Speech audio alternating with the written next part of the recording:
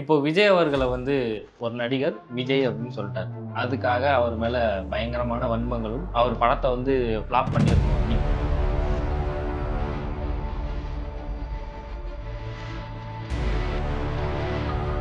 படம் நடிக்கிற நடிகர்கள் எல்லாருமே பிரஸ் மீட்ல ஆடியோ லான்ச்ல எடுத்துமே மரியாதைக்குரிய முதலமைச்சர் சி ஜோசப் விஜய் வணக்கம், அவங்களோட ஆதரவு இல்லாம எங்க படம் ஓடாது, ரசிகர்களுக்கு வணக்கம், நீங்க எங்க படத்தை சப்போர்ட் பண்ணு சொல்லி தான் ஆரம்பிக்கணும். இது தேவையா? அவங்களுக்கு சூப்பர் ஸ்டார் ரஜினிகாந்த் சொல்லிவிட்டு டக்குனு இந்த பக்கம் விஜய் சொன்னதான் போகும்.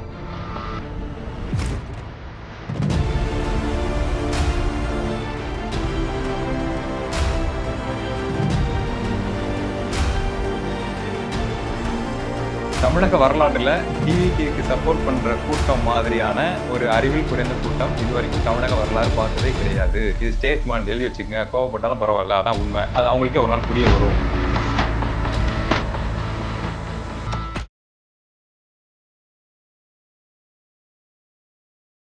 பாலிசி பல்ஸ் தமிழ் நேயர்களுக்கு வணக்கம். இன்னைக்கு நம்ம கூட பேசுறதுக்கு அருணோதயன் சார் தான் இருக்காங்க. வாங்க பேசலாம். சார் வணக்கம். வணக்கம். எப்படி இருக்கீங்க? இன்னைக்கு ஒரு போராட்டம். எஸ், நான் போகிறதுக்குள்ளே அங்கே யாராவது கைது பண்ணிட்டு போயிட்டாங்க.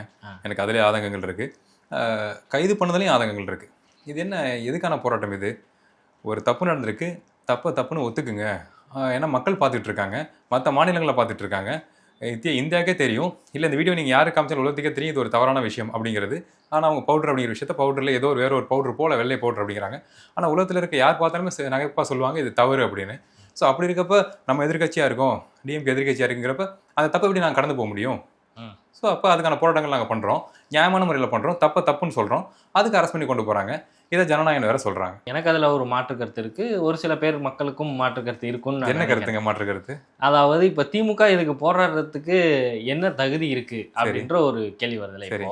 இப்போ கடந்த ஆட்சியில் வாயில் நுழையாத பேர்களில் ட்ரக்கு தமிழ்நாட்டுக்குள்ளே புழக்கமானதும் அதில் கைது பண்ணவங்களும் திமுக சார்ந்த நபர்களும் திமுக கூட பழக்கமான நபர்களாக இருக்கு. கண்டிப்பாக. இப்போ நீங்கள் அதுக்கு ஏன் போராடுறீங்க? நீங்கள் ஏன் போராடுறீங்கிற உங்களுக்கான போராட்டத்துக்கு தகுதி இருக்கான்னு ஒரு கேள்வி வருது. சரிங்க, இப்போ போன ஆட்சியில் ட்ரக் இஷ்யூஸ் இருந்துச்சு அப்படின்னா, அதுக்கு கேஸ் கம்ப்ளைண்ட் பண்ணியிருந்தாங்க அப்படின்னா, ப்ரூவனாக இருந்துச்சுன்னா அரெஸ்ட் பண்ணணும். அது யாராக இருந்தாலும் அரெஸ்ட் பண்ணணும். நான் சொல்கிறேன் யாராக இருந்தாலும் அரெஸ்ட் பண்ணணும். அப்படி இருக்கப்ப இப்போ நாங்கள் வந்திருக்கோம், எதிர்கட்சியாக வந்திருக்கோங்கிறப்ப, ஆப்போசிட்டில் குறைகள் இருக்குங்கிறப்ப, அமைச்சராக ஒரு பர்சன் இருக்காருங்கிறப்ப, நீங்கள் சொல்கிறீங்கல்ல இப்போ போன ஆட்சியில் இஷ்யூஸ் இருந்துச்சுன்னு, அது சம்மந்தப்பட்ட நபர்களுக்கு வேணால் நீங்கள் சொல்லலாம், தகுதி இல்லைங்கிற விஷயத்தை நீங்கள் சொல்லலாம். அதுக்கு நெருக்கமான நபர்கள், தொடர்பில் இருந்த நபர்கள் நீங்கள் சொல்லலாம். ஆனால் இளைஞர்கள் நாங்கள் வந்திருக்கோம்ல, மெஜாரிட்டி பேர் இருக்கோம்ல, எல்லாருமே போதைப் பொருள் தொடர்பில் இருக்கமா, விற்கிறவங்களோட தொடர்பில் இருக்கமா? எங்களுக்கு கோவம் வரலாம்ல, மெஜாரிட்டி பேர் கோவம் வரலாம்ல. சில பேர் அங்கேயும் இங்கேயுமா ஆபத்தான நபர்கள் இருக்கலாம். மெஜாரிட்டி பேர் நாங்கள் எங்கள் வேலையை பார்த்து தான் இருக்கோம், தப்புன்னு சொல்கிறவங்க நாங்கள் நபர்கள் இருக்கோம்ல. ஸோ அப்போ நாங்களும் போராடக்கூடாதா? அந்த கட்சியில் சில பேர் தவறு செஞ்சால் மொத்தமாக யாருமே போராடக்கூடாதா? உங்களுக்கு புரியல என்ன பாயிண்ட் ஆஃப்ல சொல்கிறேன்னு? சில பேர் அங்கே ஒன்றும் இங்கிட்டுமா தவறு செய்கிறவங்க, அவங்களுக்கு தகுதியில் நேரம் நீங்கள் சொல்லலாம். ஆனால் மொத்த தமிழ்நாட்டில் இருக்க இளைஞர்களுக்கும் திராவிட சித்தாந்தம் கொண்ட இளைஞர்களுக்கும் தகுதி இல்லைன்னு நீங்கள் சொல்லவே கூடாது. இல்லை, அந்த கருத்தியலை பெருசாக எடுத்துகிட்டு திமுக தான். ஆனால் திமுக மேலே இப்படி ஒரு அலிகேஷன் இருக்கும்போது அதுக்கு சப்போர்ட் பண்ணி இப்போ யங்ஸ்டர்ஸாக நாங்களாக முன் போராடுறோன்றது வேற, அந்த கருத்தியலுக்குள்ளே இருக்கிறவங்க போராடுறது கேள்விக்குறி ஆகாதா? அதாங்க, நான் கருத்தியலை ஏற்றுக்கிட்டு அதனால தான் போராடுறேன்னு நீங்கள் சொல்கிறீங்க.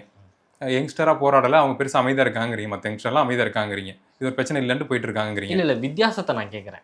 இப்போது நானாக போராடுறதுக்கும் ஒரு கருத்தியலை ஏற்றுக்கொண்டு நீங்கள் போராடுறதுக்கும், இப்போ நீங்கள் ஒரு கருத்தியலை ஏற்றுக்கிறீங்க, லாஸ்ட்டு ஆட்சியில் அந்த கருத்தியலை ஏற்றுக்கிட்ட அந்த திராவிடத்தை ஆட்சியாக கொண்டு வந்த ஸ்டாலின் அவர்கள் ஆட்சியிலையும் இந்த பிரச்சனை இருந்துச்சு. ஆனால் அப்போ போராடாதவங்க இப்போ நாங்கள் போராடுறோம் அப்படின்னு சொல்கிறத ஏற்றுக்க முடியுமான்னு கேட்குறேன். அதாங்க, என்னோட இன்டர்வியூவில் நான் மிக தெளிவாக சொல்லிட்டு இருக்கேன். நான் இப்போது இந்த எலெக்ஷன் முன்னாடி வரைக்கும் டிஎம்கேக்கு ஆப்போசிட்டாக தான் பேசிகிட்டு இருந்தேன்.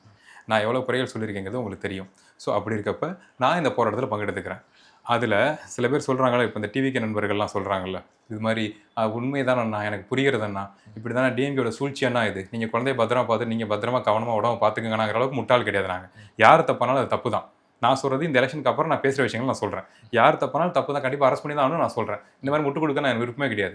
ஏன்னா தப்புங்கிறது மக்களை பாதிக்க போகுது. ஒரு தகுதியான நபராக அவர் அங்கே இல்லை அப்படிங்கிறப்ப, மக்கள் செலக்ட் பண்ணி வச்சுக்க ஒரு பையன் ஒரு நபர் தகுதியான நபர் இல்லைங்கிறப்ப அவரை நீக்கிறதுக்கு ஏன் யோசிக்கணும்? ஏன்னா ப்ரூவன் இருக்கு, வீடியோ இருக்குன்னு சொல்கிறாங்கல்ல, அப்புறம் இதை யோசிக்கிறீங்க. அப்போ நீ என்ன சொல்கிறீங்கன்னா, தப்பாக இருந்தாலும் நாங்கள் சப்போர்ட் பண்ணுவோம். விஜய் சார் பாதுகாப்பாருன்னு சொல்கிறாங்கல்ல, எஸ் பாதுகாக்கிறாரு. யாரை மீன்ஸ் மரியாதைக்குரிய மாண்புமிகு முதலமைச்சர் சி ஜோசப் விஜய் சார் இருக்கார்ல, அவர் என்ன பண்ணுறாரு அப்படின்னா, சிரிக்காதீங்க அப்படி தான் சொல்லணும், இல்லாட்டி அதுக்கும் கோவப்படுறாங்க நண்பர்கள், டிவிகே ரசிகர்கள். ஸோ அப்படி இருக்கப்ப அவர் பாதுகாக்கிறார். யாரை பாதுகாக்கிறார் அப்படின்னா, அவர் கட்சியில் இருக்க தவறு பண்ணுற நபர்களை பாதுகாக்கிறாரு. நல்ல விஷயம். இப்போ விஜய் அவர்களை ஒரு நடிகர் விஜய் அப்படின்னு சொல்லிட்டார். அதுக்காக அவர் மேலே பயங்கரமான வன்மங்களும் அவர் படத்தை வந்து ஃப்ளாப் பண்ணிடணும், நீ எப்படி இந்த படத்தை நீ ஹிட் பண்ணிடுறன்னு பார்க்குறன்ற மாதிரி போய்கிட்டு இருக்கு. இதை எப்படி பார்க்குறீங்க? இது அந்த வழக்கமாக நடக்கிறது தானே, சாதாரண விஷயம் தானே இது. அவங்களுக்கு இதில் தாங்க ஆர்கசம். ஆக்சுவலாக டிவிகே ரசிகர்களுக்கு என்ன ஆகி போச்சு அப்படின்னா, வெறுப்பு வந்துடுச்சு சினிமா மேலே. ஏன் தெரியுமா? அவங்க தலைவர் வந்து நடிக்கிறதை நிறுத்திட்டாரு. ஸோ அவங்களால முடியல, என்ன பண்ணுறதுனே தெரியல. என்னதான் சார் வந்து அங்கங்கே பேசினாலும் விஷயங்கள் பேசினாலும் சில கெத்தான விஷயங்கள்லாம் பண்ணாலும் அவங்களுக்கு ஸ்க்ரீனில் பார்த்து கத்துறதுக்கு ஆள் இல்லை. ஸோ அப்போ எல்லாரையும் வெறுக்கிறாங்க.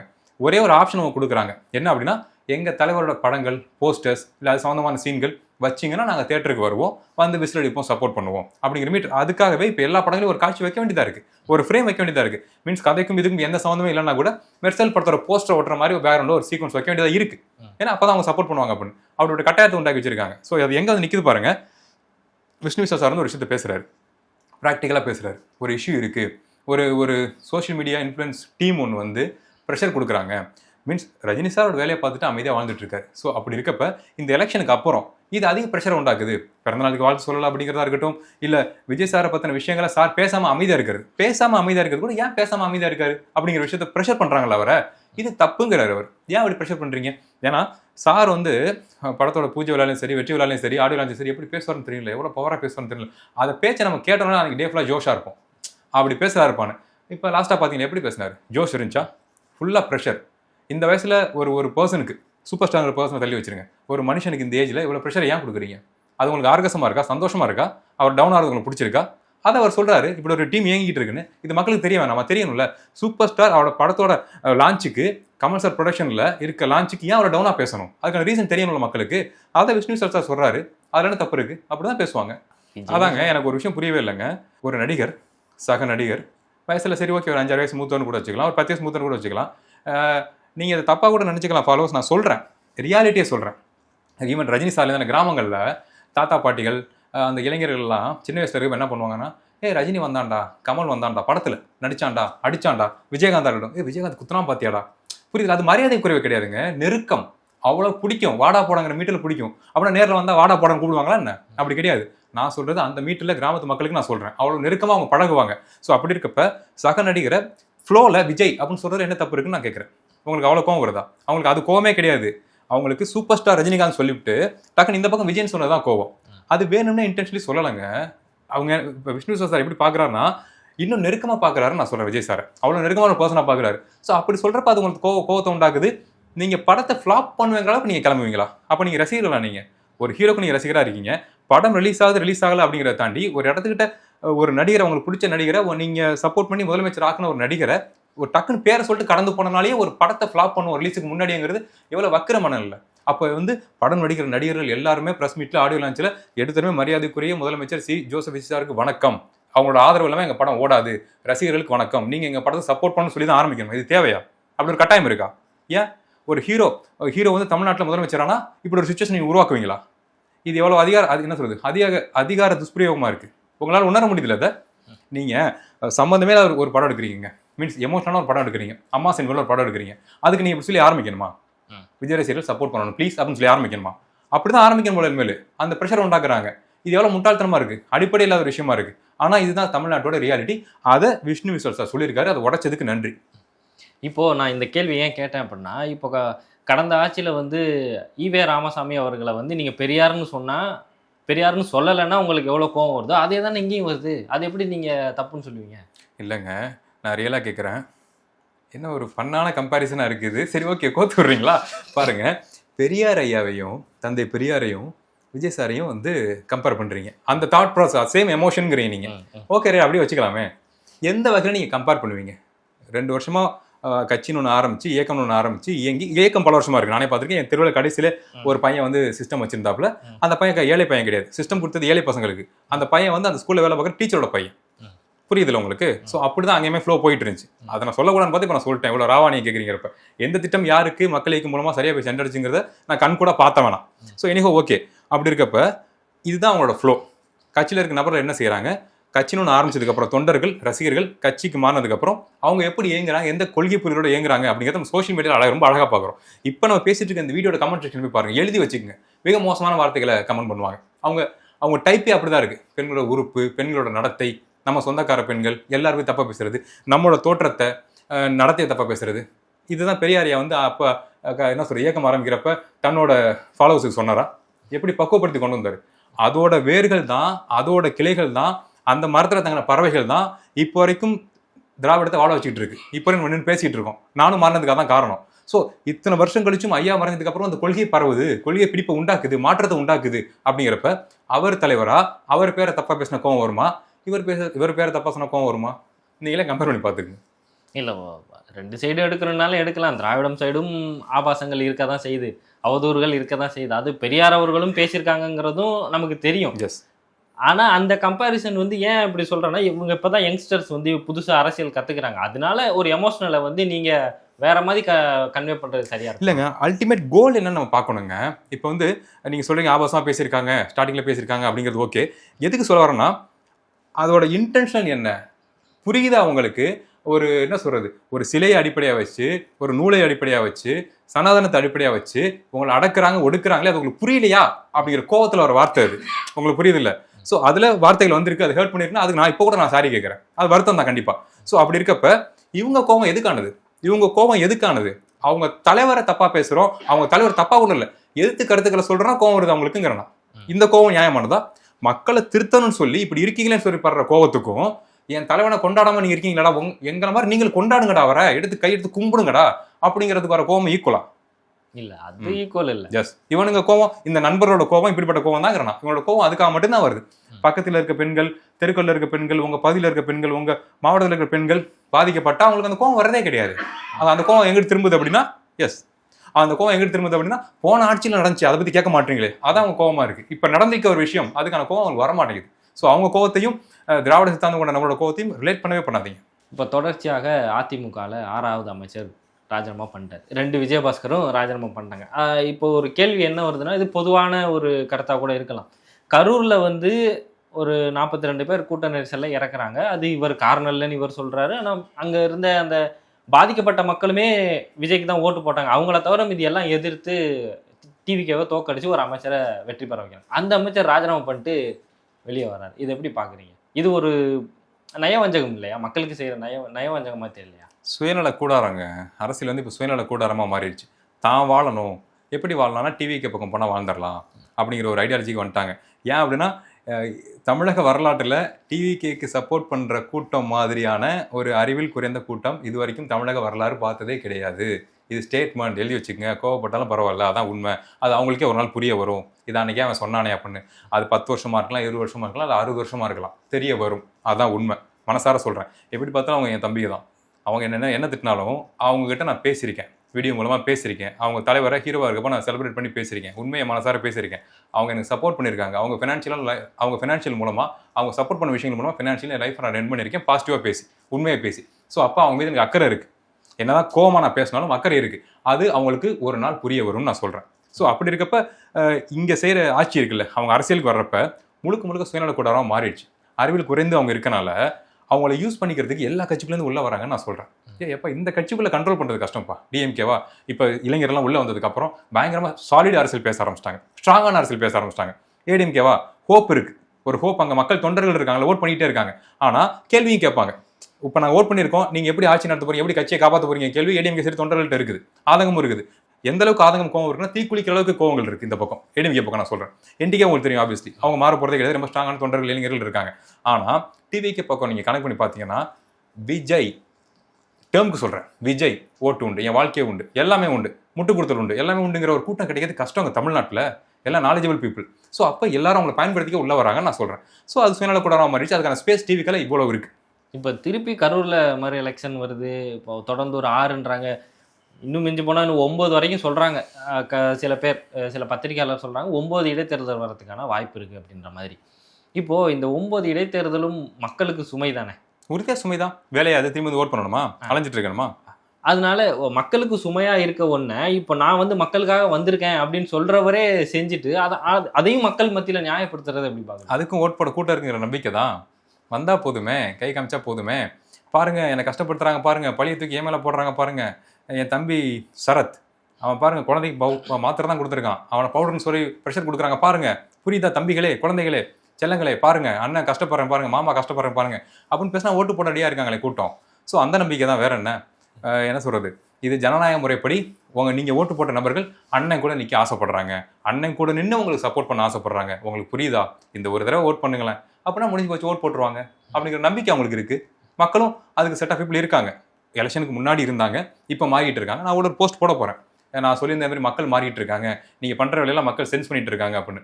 மீன்ஸ் அந்த ஐடி ஒர்க் பண்ண கைஸாக இருக்கட்டும், இல்லை டிவிக்கே உள்ள கும்பலாக இருக்கட்டும், அவங்க ஓட் போடுறது தனி கேட்டகரி. மக்கள்னு ஒருத்தவங்க இருக்காங்கல்ல, மக்கள் ஒரு மாற்றத்துக்கு ஒரு ஆப்ஷன் கொடுத்து பார்ப்போம். மீன்ஸ் டிஎம்கேக்கு ஏடிஎம்கேக்கு ஓட் பண்ண மக்கள் அவங்க ஒரு ஆப்ஷன் கொடுத்தாங்கல்ல, அதில் தானே பர்சன்டேஜ் மாறிச்சு. அந்த மக்களுக்கு இப்போ புரிய வந்துருச்சு. அவங்க விஷயங்கள் பல பேர் வந்து டிஎம் பண்ணியிருக்காங்க, பேரை முகத்தை மறைச்சு நான் போஸ்ட் போட தான் போகிறேன். ஸோ அந்த மக்கள்கிட்ட ஒரு மாற்றம் உருவாயிருக்கு. அந்த மாற்றம் இப்போ காமிப்பாங்க எலெக்ஷன். இது மாதிரி மக்கள் மாற்றுறது வந்து இன்ஸ்டாகிராம்லேயும் ஆன்லைன்லையும் இப்போ நானே கூட 2-3 ஐடி வச்சு நானும் பேசலாம்ல, அது எப்படி மாற்றம்னு ஏற்றுக்க முடியும்? இல்லைங்க, நீங்கள் என்ன கேட்குறீங்கன்னா எனக்கு அனுப்பிச்ச விஷயம் இப்படி மாறி இருக்கே. அதாவது என்ன விஷயம்னா, உட்காந்து ஐடி கிரியேட் பண்ணி அருணோதயன் வந்து வீடியோ போடுறாரு, அவருக்கு வந்து நான் மெசேஜ் பண்ணி ஆமாம் மாற்றம் தேவைப்படுது, நான் தப்பாக ஓட் பண்ணிட்டேன், எனக்கு மனசு கஷ்டமாக இருக்குது, இந்த தடவை நான் மாற்றி ஓட் பண்ணலாம்னு நினைக்கிறேன், நான் இந்த ஹோப்பில் டிவிக்கு ஓட் பண்ணல அப்படின்னு என்கிட்ட ஒரு விஷயத்தை ப்ரூவ் பண்ணி அவங்களுக்கு என்ன கிடைக்க போகுது? ஃபேக் ஐடியில் திட்டுறாங்க அப்படின்னா கூட ஒத்துக்கலாம். நான் இப்போ பிளாக் பண்ணிட்டு இருக்கேன் எல்லாரையுமே. இப்போ இந்த ஸ்டுடியோ உங்கள் ஸ்டுடியோங்க, நான் வரேங்க, என்னை அலோவ் பண்ணுறீங்க, நான் யாருன்னு உங்களுக்கு தெரிஞ்சனால தான் நீங்கள் அலோவ் பண்ணுறீங்க, என்னோட குணம் தெரிஞ்சனால தான் நீங்கள் அலோவ் பண்ணுறீங்க, நான் நாகரிகமாக பேசுறதுனால தான் என்ன அலோவ் பண்ணுறீங்க. ஸோ யாருன்னே தெரியாத ஃபேக் ஐடி, முகம் இருக்காது, அவன் என்ன போஸ்ட் போட்டிருக்கான்னு தெரியாது, அவன் என்ன சொல்ல, அவனுக்கு கருத்தியல் என்னன்னே தெரியாது, ஃபாலோவர்ஸும் இருக்காது, பேசினா கெட்ட வார்த்தை, அவனை எதுக்கு நம்ம அலோவ் பண்ணணும் ப்ரொஃபைல்குள்ளே, இன்ஸ்டா ப்ரொஃபைல்குள்ளே? ஸோ அதனால தான் நான் பிளாக் பண்ணி தள்ளிக்கிட்டு இருக்கேன்னு சொல்கிறேன் எல்லாருமே. எக்ஸாம்பிள் புரியுதுல உங்களுக்கு? யார் என்னன்னு தெரியணும், நீ யார் என்ன விஷயத்தை கரெக்டாக பேசுறியா, உனக்கு ஸ்பேஸ் உண்டு, இல்லையா ஓடிடு, அவ்வளோதான் விஷயம். இப்போ குதிரை பேரம் அப்படின்ற மாதிரி ஒரு விமர்சனம் வந்தது, சோஃபா மாடல்ன்ற மாதிரி விமர்சனம் வச்சாங்க சட்டசபையிலேயே. இப்போ குதிரை பேரம் இல்லை, குதிரை வேக ஆச்சு அப்படின்ற மாதிரி சொன்னார் முதல்வர் அவர். இப்போ என்ன சொல்கிறாங்க, வைகோ அவர்கள் வந்து நான் 2 ராஜினாமா, நீங்கள் 2 பேரை ராஜினாமா பண்ண சொல்லுங்க, அவங்க ஜெயிக்கிறதுக்கு நானே வந்து பிரச்சாரம் பண்ணுறேன்னு சொன்னார், விஜய் சொன்னாருன்னு சொல்லி வைகோ அவர்கள் சொல்கிறாங்க. இதுக்கான பதிலே அந்த சைட்லேருந்து வரலையே. ஆமாம், வைகோ ஐயா வந்து அப்பப்போ கொள்கையில் டக்குன்னு மூவ் ஆகி போய் சர்வைவல் மோடில் இருந்தாலுமே விஷயங்களை பேசுவார், உணர்ச்சி பூர்வமாக பேசுவார், உண்மையை தான் பேசுவார் நான் நம்புகிறேன். மீன்ஸ் இந்த மாதிரி நபர்கள் சம்மந்தப்பட்ட விஷயங்கள் சொல்வார்ல, இந்த பர்சன் கூட பேசின விஷயங்கள் இருக்குல்ல, அதில் அவர் இந்த ஏஜில் போய் சொல்லி ஒன்றுமே ஆக போகிறது கிடையாது. ஸோ அப்போ கண்டிப்பாக அவர் சொன்ன வார்த்தைகள் உண்மை இருக்குது. ராஜினாமா பண்ணிட்டு வர சொல்லுங்கள், நான் பார்த்துக்கிறேன் அப்படிங்கிறத விஜய் சார் கண்டிப்பாக சொல்லியிருப்பார். ஏன்னா திருமாவளவன் அண்ணங்கிட்டையுமே சொன்ன மாதிரி இருந்துச்சுல்ல, வந்து ரிலாக்ஸ்டாக இங்கே வந்து எங்கள் கூட சேர்ந்து இயங்குங்கண்ணா அப்படின்னு சொன்ன விஷயங்கள் நம்ம கேள்விப்பட்டோம்ல. ஸோ அப்போ அது உண்மையான விஷயமா தான் இருக்கும். அப்போ இதை சொன்னால் கோவம் வருது அவங்களுக்கு. இதான ரியாலிட்டி, முடிச்சுட்டு வாங்க என் கூட இருங்க பார்த்துக்கலாங்கிறது என்னது? அரசியலா? அரசியல் சட்டத்தின்படி இயங்குறதா? ஜனநாயகத்தின்படி இயங்குறதா? நீங்கள் சொன்ன மாதிரி மக்கள் எவ்வளோ கஷ்டப்படுத்துகிற செயல் அது சுயநலத்துக்காக. அந்த டிவிக்கிற கட்சி ரன் ஆகணும், மதிமுகவுக்கு ஒரு சப்போர்ட் கிடைக்கணும், ஸ்ட்ராங் ஆகணும், இங்கே வந்து சேஃப் ஜோனுக்கு மாறணுங்கிறதுக்காக மேலே இருக்க மக்கள், நீங்கள் மக்களை பயன்படுத்திக்கிற தலைவர்களாக இருக்க நீங்கள் இவ்வளோ அசால்ட்டாக ஹேண்டில் பண்ணுறது என்னது? ஜனநாயகத்துக்கு எதிரானது தானே அது? குதிரை பேரம் தானே அது? இதை சொன்னால் தப்பா? இதுதான் உண்மைங்க. உண்மையை பேசினா இங்கே எதிராக இருக்குங்க. என்ன விஷயம்னா, கடந்த 5 ஆண்டுகால ஆட்சியில் தவறுகள் நடந்திருக்குல்ல, பெண்களுக்கு எதிரான குற்றங்களும் சரி, அந்த ட்ரக் இஷ்யூஸும் இருந்திருக்கு. ஸோ அதனாலேயே அந்த ஒரு காரணத்தினாலேயே இங்கே சிக்கல் நடந்துச்சுன்னா அதை ஏற்றுக்க யாருமே ரெடியாக இல்லைன்னு நான் சொல்கிறேன். மீன்ஸ் மக்களுக்கு புரியுது, அதெல்லாம் மாற்றி ஓட் பண்ணியிருக்காங்க. டிவிக்கில் இருக்கவங்க என்ன பண்ணுறாங்க அப்படின்னா, விஷயத்தை சொல்கிறப்ப டே சிக்கல் இங்கே நடக்குது, அதை சொல்லி ஆட்சிக்கு வந்த நீங்கள் அதை ஒன்றுமே பண்ணாமல் இருக்கீங்களேன்னு சொல்லி கேள்வி கேட்டால் அங்கே தான் போய் நிற்கிறாங்கன்னு நான் சொல்கிறேன். சேம் ஹேண்டில் பண்ண தெரியலன்னு ஒன்று இருக்குல்ல, அதை ஆன்சராக சொல்லிட்டு இருக்காங்க. இதான் அடிப்படையில் தவறாக இருக்கு. இப்போ ரீசெண்டாக எடுத்து பரப்புறதுன்னா, சப்ஸ்கிரிப்ஷன்ல சில பெண்கள் வந்து அரைகுறை ஆடை பண்றது, இவங்க எல்லாருமே இப்போ டிவிக்கில் போய் சேர்ந்துட்டு இருக்காங்க அப்படின்ற மாதிரி அப்படியே டேட்டாவோடவே எடுத்து போடுறாங்க. என்னவா இருக்கட்டும், அவங்க வந்து ஓட்டு போடணும் முடிவு பண்ணிட்டாங்க, அது எதை பார்த்து ஓட்டு போட்டாங்கன்ற கேள்வியும் வருது. இது எப்படி பார்க்குறீங்க? நல்ல விஷயங்க அது. தாராளமாங்க. இன்ஃப்ளூயன்ஸ் ஆகிறீங்களா பசங்க? யார் மூலமாக இன்ஃப்ளூயன்ஸ் ஆகிறீங்க? கருத்தியல் கொள்கை மூலமாக இன்ஃப்ளூயன்ஸ் ஆகிறீங்களா? இல்லை, ஒரு பெண் அவங்க தனிப்பட்ட சுதந்திரம், அதை நான் பாராட்டுறேன், வாழ்த்துறேன். ஆனால் என் கையால் நான் சப்ஸ்கிரிப்ஷன் யாருக்கும் பண்ணவே மாட்டேன். அப்படி நான் காஞ்சி போய் இல்லை, ஒன்றும் பிரச்சனை இல்லை. ஸோ அப்படி இருக்கப்ப அதை இளைஞர்கள் பண்ணுறாங்க. அப்படிப்பட்ட சிந்தனை கொண்ட இளைஞர்கள் அந்த பெண்கள் சொல்கிற வார்த்தைகள் மூலமாக டிவிக்கு சப்போர்ட் பண்ணுறாங்க அப்படின்னா வாழ்த்துக்கள், ஹேட்ஸ் ஆஃப். அருமையான கொள்கை, அருமையான கட்சி. அப்போ அப்படித்தான் சம்பவங்கள் தமிழ்நாட்டில் நடந்துகிட்டே இருக்கும். ஒரு அபியூஸ் நடக்குது அப்படின்னா அங்கே அந்த வார்த்தையை நீங்கள் தேரலன்னு சொல்லுங்கள், அந்த வார்த்தையை நிர்வாகி, அந்த நிர்வாகியான்னு தேரலன்னு சொல்லுங்கள், அது எப்படி சாதனமாக அப்படி வரும்? அப்போ அவ்வளோ விஷயங்கள் நடந்துகிட்டு இருக்கு. அதனால தான் மைண்டு தானா அந்த நிர்வாகியா அப்படின்னு 100னா 75 நிர்வாகியாக தான் இருக்கு. ஸோ அப்போ இப்படி தேடுற பசங்க அங்கே தாங்க போய் நிற்பாங்க. எஸ், இப்போ நீங்கள் ஜென்சி டிஎம்கே அப்படின்ற ஒரு கருத்தரங்கம் நடத்துறீங்க, அதுக்கு ஈக்குவலாக டிவிக்கேவும் ஒரு கருத்தரங்கம் நடக்குது. அதாவது இப்போ விமர்சனத்துக்கு ஒரு கருத்துக்கு எதிர்கருத்து வைக்கலாம், இங்கே ஒரு ஆபாசத்துக்கு இன்னொரு ஆபாசம் மாதிரி மாறிக்கிட்டு இருக்கோ அப்படின்ற ஒரு பயம் இருக்குல்ல? ஒன்றும் இல்லைங்க, ரொம்ப சிம்பிள்.